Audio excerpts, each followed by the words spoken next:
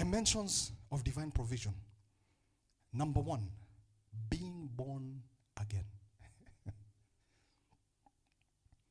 That is the foundational base. Because as Nicodemus overcame the issues that he had to overcome to come to the point where Jesus was, hallelujah, he was told and he asked, how can this be? How can I taste of this divine? Because there is a difference between physical provision and divine provision. There is a difference between worldly provision and divine provision. Divine provision is attached to the eternal. It's attached to the everlasting. It is attached to longevity, to forever.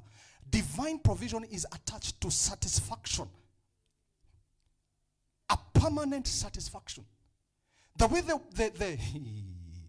the way that the worldly provision works, it works in a design of nipe, nikupe, na nipote kidogo alafu nirudi. Sijui kama umepata hiyo. Worldly provision works in a dimension of appearance, disappearance, reappearance, and disappearance. That is how worldly provision keeps us locked. But when you taste of divine provision, it is everlasting. In fact, divine provision brings you to a place where the need or the thing or whatever you receive, it is not that quenches you, but the provider of divine provision first begins with you as an individual, as a soul, and he satisfies you first because you have understood the formula of connecting to him so that you can have what you desire. And when you connect to him, before even you receive, that is why when we were standing with a few people who might be here or might not be here, and we were having a conversation one night, and we spoke about the 3 Hebrew boys. Those people may be here or not here. 3 Hebrew boys.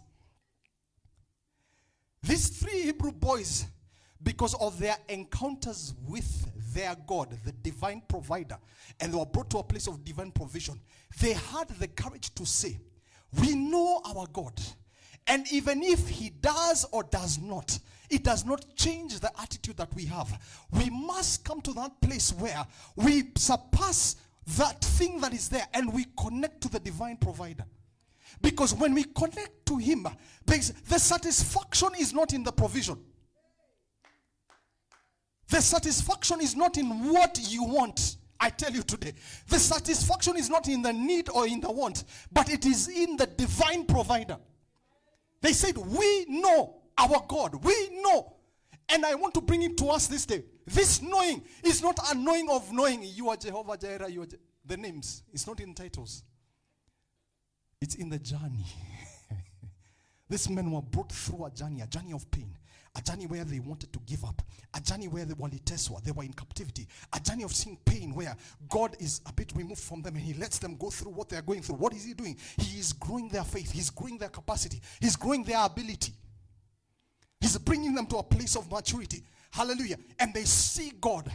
They go through something where they know they should have been dead. But somehow, some way, they are still living. I speak to somebody today. You've gone through a situation or situations where you know that by now you ought to be dead.